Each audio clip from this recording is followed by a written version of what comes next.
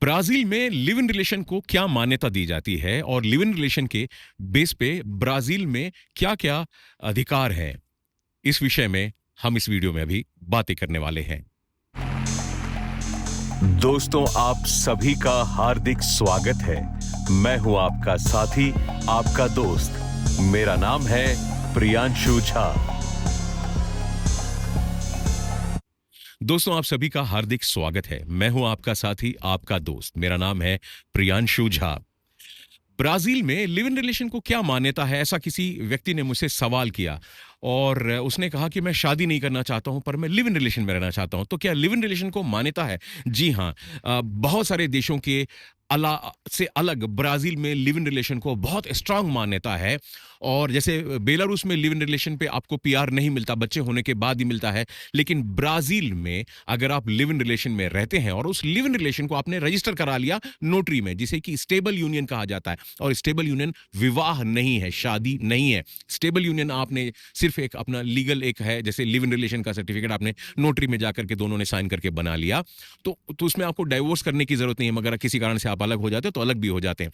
तो अगर आपने स्टेबल यूनियन बना लिया जैसे लिव इन रिलेशन में, और ऐसा बड़ी मान्यता है, बड़ा प्रचलन है ब्राजील में, तो उसके बेस पे भी आपको इमीडिएटली पीआर अप्लाई करने का अधिकार है। मतलब लिव इन रिलेशन को भी शादी के बराबर मान्यता दी जा रही है।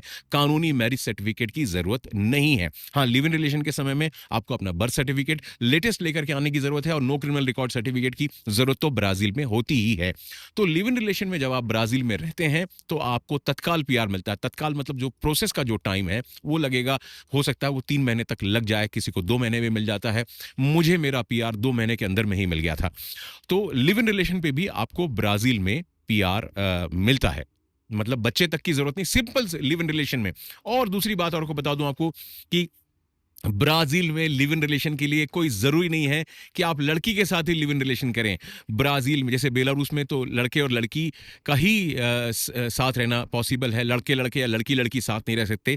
लेकिन ब्राजील में आपका लिव इन रिलेशन या शादी किसी के साथ भी हो सकती है, लड़के और लड़के की भी और लड़की और लड़की की भी। तो कोई जरूरत नहीं है कि लिव इन रिलेशन के लिए आप किसी लड़की के साथ ही कागज लगाएं। हो सकता है कि आप किसी लड़के के साथ में भी लिव इन में रह सकते हैं। उसका बस ब्राजील का नागरिक होना जरूरी है। बस उसके बेस पे आप सीधे पीआर अप्लाई कर सकते हैं ब्राजील का। आपको ब्राजील का पीआर मिल गया और इसे फैमिली रियूनियन का पीआर कहते हैं। और इसके बेस पे जो भी पीआर मिलता है उसे नेशनलिटी अप्लाई करने के लिए 1 साल में ही अपॉर्चुनिटी मिल जाती है। मतलब जैसे ही आपका जो कार्ड आया, जो पहला कार्ड आया, पीआर मिला, उस दिन से 1 साल के बाद आप इमीडिएटली नेशनलिटी अप्लाई कर सकते हैं। नेशनलिटी अप्लाई करने के बाद अगर आपका वकील अच्छा है तो आपको 2 ढाई महीने में ही आपको नेशनलिटी मिल जाएगी। अगर कागज कहीं कम रहे तो थोड़ा समय और लगेगा। आप याद रखिए, दोबारा आपको फिर पीसीसी लगने वाला है। और ब्राजील में पीआर के वक्त और नेशनलिटी वक्त भी मेडिकल टेस्ट नहीं होता है। बेलारूस में मेडिकल टेस्ट होता है। तो ब्राजील में ये चीजें हैं। लेकिन ब्राजील में क्रिमिनल रिकॉर्ड दोनों समय लगता है। बेलारूस में टीआरपी के समय क्रिमिनल रिकॉर्ड नहीं लगता, लेकिन ब्राजील में लगता है पीआर के वक्त में भी, टीआरपी के वक्त में भी, और लंबे वीजा के वक्त में भी, और नेशनलिटी के वक्त भी लगेगा। तो इसकी तैयारी भी आपको करके रखनी है। साथ साथ में अपना बर्थ सर्टिफिकेट भी लेकर के आने की जरूरत पड़ेगी आपको। और ये छोटे मोटे कागज है जो आपका वकील है वो आपको दे देगा। आपको जो भी नॉलेज है वो बता देगा। तो मुझे लगता है कि ये जानकारी मेरे उन भाइयों के काम की है, शायद जिनके कारण जिनकी शादी पूरी तरह से उन्होंने तोड़ नहीं पाई है, या फिर आगे वो लिव इन रिलेशन में रहना चाहते हैं। तो लिव इन रिलेशन भी आपको ब्राजील की लड़की के साथ में सीधे पीआर देता है। और जो पीआर होता है वो 9 साल का कार्ड होता है।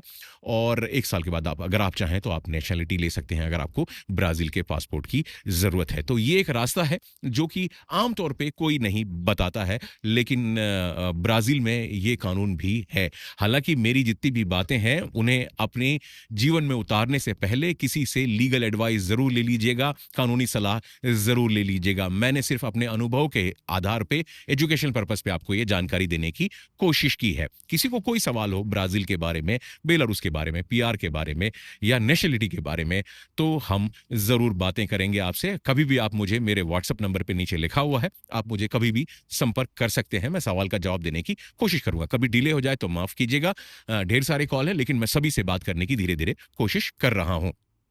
मिलेंगे आपसे बहुत जल्द और नए रिजल्ट के साथ में, जिस पे मैं लगा हूं, आप सभी को पता है कि नेशनलिटी मैंने अप्लाई की है, उस रिजल्ट के साथ में मिलेंगे।